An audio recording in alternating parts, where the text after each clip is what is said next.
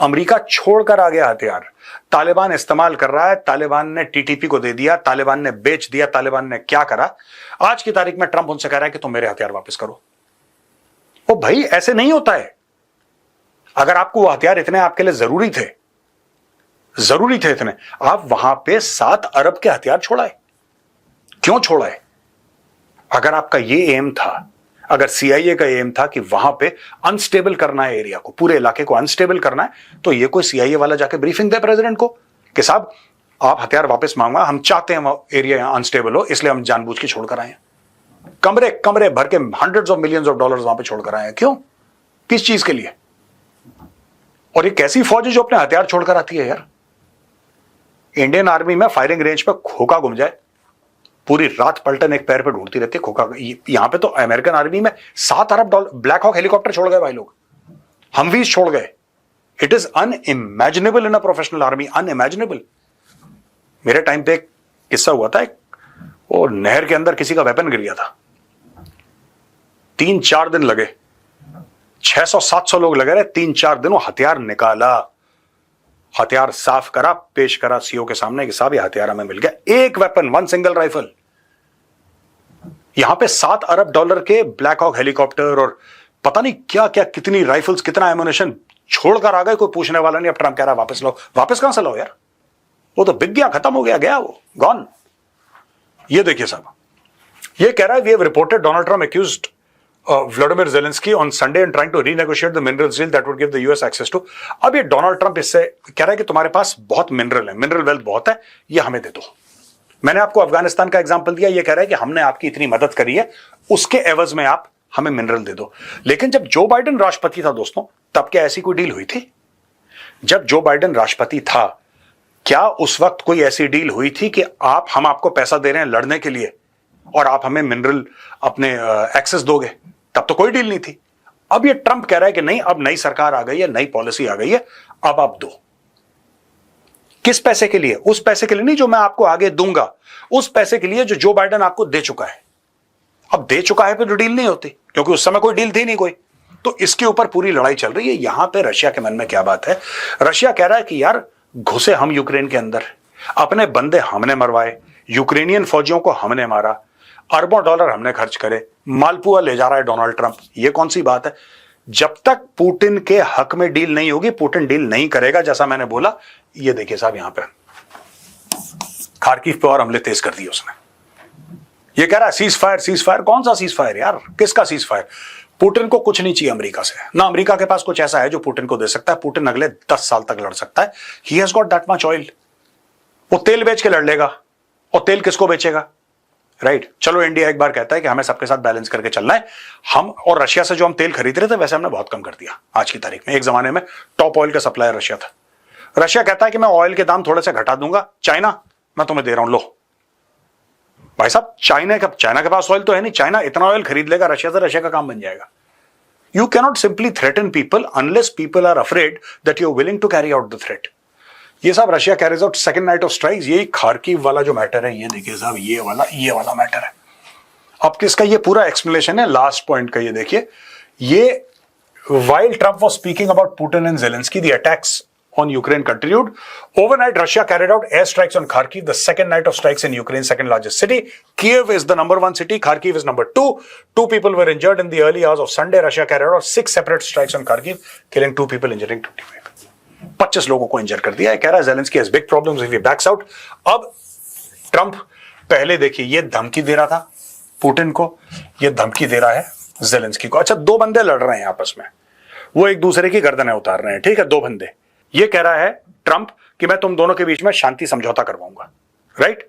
और फिर ये बंदा बीच में आता है और दोनों से लड़ना शुरू कर देता है। अब पहले 2 बंदे लड़ रहे थे, अब यहां पे तीसरा भाई भी आ गया, 3 लोग लड़ रहे हैं आपस में। ये पीस प्लान है डोनाल्ड ट्रंप का, मुझे तो समझ में नहीं आया, right. Russia yet to react to Trump's comments. यहां पे रशियन मीडिया ने pissed off and very angry वाले जितने भी स्टेटमेंट थे, सब रशियन मीडिया से गायब हो गए, राइट। उन्होंने सेंसर वेंसर कर लिया, उन्होंने बोला छोड़ो, इसका कोई फायदा नहीं है, क्योंकि ट्रंप तो कुछ ना कुछ बोलता रहता है, इससे चीजें खामखा कॉम्प्लिकेट होंगी। इसके बीच में दोस्तों भारत के लिए एक बहुत बड़ी खुशखबरी है, और भारत के लिए खुशखबरी यह है कि इंडिया यूएस न्यूक्लियर डील के तहत US department of energy granted regulatory clearance to Holtec. ये हॉलटेक कंपनी है, Holtec international, to build and design nuclear reactors in India, clearance issued under the restrictive 10 CFR 810 regulation of the US atomic energy act. और details में यह कि Holtec international received approval, 26 March को इसको approval मिल गया था to transfer unclassified small modular reactor SMR। अच्छा, ये बिजली और एनर्जी के उत्पादन के लिए, because India wants to go, India का अभी भी दोस्तों, अभी भी बहुत सारी जो एनर्जी है कोल फायर्ड है, और इंडिया ने सर्टेन ग्लोबल कमिटमेंट्स कर रखी है भारत ने कि साहब you can't, we will not do this, carbon footprint हम अपना कम करेंगे एक्सेट्रा। कैसे कम होगा, किस तरीके से कम हो सकता है आपका कार्बन फुटप्रिंट? ऐसे तो नहीं हो सकता कम। तो भारत ने बोला कि नहीं, we'll go towards nuclear technology. अब ये है प्राइवेट कंपनीज को दिया जाएगा, होल्टेक एशिया, ये रीजनल सब्सिडरी है, Tata Consulting Engineers and Larsen and Toubro. इसमें से 2 इंडियन कंपनीज हैं, एक वही फॉरेन कंपनी का होल्टेक का रीजनल सब्सिडरी है। इनको न्यूक्लियर टेक्नोलॉजी दी जाएगी और ये न्यूक्लियर रिएक्टर्स इंडिया में बनेंगे, they will be manufactured and installed in India for clean energy. ठीक है जी। Indian government assured on 3rd March 25 that private entities would use technology only for peaceful nuclear activities under IAEA safeguards. The technology will not be used for military, यानी कि हम इसके हथियार नहीं बनाएंगे। यह भारत सरकार ने गारंटी दी है कि ये जो आप न्यूक्लियर टेक्नोलॉजी हमें दे रहे हैं, हम इसका गलत इस्तेमाल करके, आप ये मत सोचना कि आप हमें बिजली के लिए दे रहे हैं और ये दूसरी किस्म की गिराने वाली बिजली हो जाएगी किसी के ऊपर, ऐसा बिल्कुल नहीं है। This will remain peaceful and this is meant for energy supply only, clean energy supply. ये भारत ने अश्योर करा है। 18 जुलाई 2005 को इंडियन पीएम मनमोहन सिंह और यूएस प्रेसिडेंट जॉर्ज बुश, इन्होंने अनाउंस करा था। 10 अक्टूबर 2008 को अग्रीमेंट वाज फॉर्मली साइंड। 2025 को इंडिया ने प्रपोज करा था amendments to encourage private and foreign investments. 11 फरवरी को Indian PM Modi and US VP JD Vance discuss US assistance. फिर 12 फरवरी को यह हुआ और 26 मार्च को ये हो गया ग्रांटेड परमिशन। आप ये देखिएगा, पहले ये 2005 से लेकर पहले 2008, राइट, और 5, 6, 7, 8 3 साल इसमें लगे, और फिर 8 से लेकर 24 तक कुछ नहीं हुआ। फिर अचानक इंडिया पड़ा पीछे। 1 फरवरी से लेकर 26 मार्च, 1.5 महीने के ऊपर सारी चीजें क्लोज कर दी हैं, और अब इंडिया के पास न्यूक्लियर रिएक्टर्स आएंगे, और ये न्यूक्लियर रिएक्टर छोटे वाले कई शहरों में लगाए जाएंगे बना बना के, जिससे कि क्लीन और अनइंटरप्टेड इलेक्ट्रिसिटी आएगी। बहुत बड़ी बात है, it's a major win for India.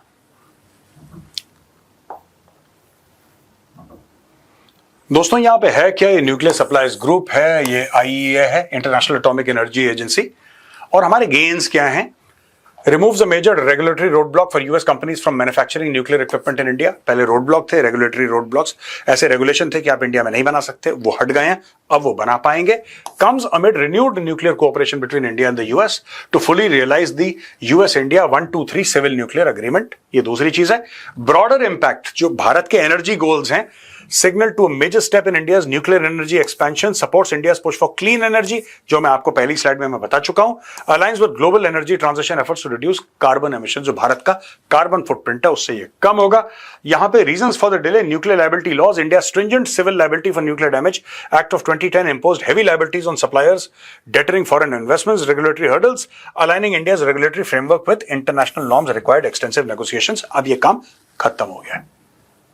ये स्लाइड मैंने एडिशनली डाली थी दोस्तों, जब मैं बता रहा था मैंने बाद में स्लाइड डाली, क्योंकि मैं चाह रहा था कि आपको सारे एंगल समझा दूं कि इससे भारत को फायदा क्या है, ये डील है क्या, इसकी हिस्ट्री क्या है, इनकी टाइमलाइंस क्या है, कब शुरू हुई थी। ये डॉक्टर मनमोहन सिंह के टाइम से शुरू है, आज जाके कंक्लूड हुई है, आज यानी कि 26 मार्च को कंक्लूड हुई है, और इस तरीके से भारत क्लीन एनर्जी की ओर जा रहा है। ये भी वेपनाइज हो सकता है, भारत ने कसम खाई है, वादा करा है भारत ने कि नहीं साहब हमें वेपनाइज करने का कोई, हमारे पास वैसे ही न्यूक्लियर वेपन्स पड़े हैं यार, हमें क्या जरूरत है अमेरिकन न्यूक्लियर रिएक्टर्स को वेपनाइज करने, we already have much of our own. अब दोस्तों देखिए, ये जो है ना, ये मैप मैंने आपको प्रॉमिस करा था, मैं सम अप करूंगा। अब पहले ये समझ लीजिए ट्रंप का टैरिफ गेम। ट्रंप कह रहा है चाइना के ऊपर टैरिफ, ट्रंप कह रहा है रशिया के ऊपर टैरिफ, ट्रंप कह रहा है भारत के ऊपर टैरिफ, ट्रंप कह रहा है साहब यूरोप के ऊपर टैरिफ। अब इनके ऊपर भी लगा दूंगा, सभी के ऊपर लगा देगा। लेकिन अगर आप ईरान को देखें दोस्तों, ईरान को डायरेक्ट धमकी मिली है अटैक की, समझ रहे हैं आप। अब ये पूरा टैरिफ का बोर्ड आप छोड़ दीजिए, आप सिर्फ इस लाइन को देखिए, डायरेक्ट ईरान को धमकी मिली है। यहां पे पाकिस्तान को पहले मिलते हैं 400 मिलियन, कुछ दिन पहले, 3 हफ्ते पहले, 4 हफ्ते पहले 400 मिलियन मिलते हैं F-16 के लिए कि अपने लड़ाकू जहाज ठीक कर लो। फिर उनको मिलते हैं 300 मिलियन, बोलते हैं यार हवा साफ कर लो, पाकिस्तान में ना पोल्यूशन बहुत है। ठीक है, ये दिलवाते हैं ये लोग वर्ल्ड बैंक से। वहां पे IMF से ये कहते हैं कि आपको करीब $1.5 अरब का एक और लोन दिलवा देंगे हम, उसकी भी बात पक्की हो गई है। तो धीरे धीरे आप ये देखिए, अचानक, राइट, अचानक अगर आप इसको देखें, ये 2 अरब क्रॉस कर रहा है। जो टोटल लोन की इनकी बात चल रही है, ये क्रॉस कर रहा है 2 अरब। यानी कि पिछले एक महीने में पाकिस्तान के पास ऐसे नाक पकड़ के $2 अरब आ गए। और यही बात मैं आपसे कितनी बार कह चुका हूं दोस्तों कि यह पैसा पाकिस्तान को क्यों मिल रहा है। पाकिस्तान को यह पैसा इसलिए नहीं मिल रहा है कि पाकिस्तान बहुत अहम है, इसलिए मिल रहा है क्योंकि पाकिस्तान ईरान को धोखा देगा। यह पाकिस्तान का रोल रहेगा, इसलिए अमेरिका ये टैरिफ शैरिफ सब चल रहा है पूरा का पूरा। वहां पे पाकिस्तान खुशियां मना रहा है, पाकिस्तान कह रहा है कि साहब देखो इंडिया पे टैरिफ लग रहा है, दुनिया भर पे लग रहा है, लेकिन पाकिस्तान इतना पावरफुल है कि ट्रंप ने पाकिस्तान का नाम ही नहीं लिया। ट्रंप डर गया पाकिस्तान से। पाकिस्तान के ऊपर तुम लोग एक्सपोर्ट क्या करते हो भिखारियों के अलावा या टेररिज्म के अलावा, उस पर टैरिफ थोड़ा ना लग सकता है। ट्रंप कांट से कि मैं 25% लश्कर तैयबा पे टैरिफ लगाऊंगा, he can't do that, it has to be on goods और सर्विसेज। वो नहीं लगा सकता टैरिफ भाई, तुम लोग जो एक्सपोर्ट करते हो। एनीवे, तो दोस्तों ये पूरा इलाका हो रहा है डिस्टेबलाइज। आप देख रहे हैं, अगर आप इस एरिया को देखेंगे यहां पे, ठीक है ना, अगर ये इजराइल है, राइट, यहां पे आप देख रहे हैं लगातार बमबारी हो रही है। ठीक है, इस एरिया को जैसे मैंने आपको बताया ईरान को थ्रेटन करा जा रहा है, और यहां पे ईरान को अगर आप देखें थ्रेटन करा जा रहा है। और इस पूरे इलाके में जो आपका ये इलाका है पूरा, यहां पे ये आपका एक्सपेंडेड वॉर जोन चल रहा है दोस्तों। This is what is happening through out the world. मैं आपको बता रहा हूं कन्फ्लिक्ट और बढ़ने वाली है। ट्रंप कितना भी बड़बोला आदमी हो सकता है, ये कर दूंगा वो कर दूंगा, conflicts will expand and escalate because now the stakes are very, very high.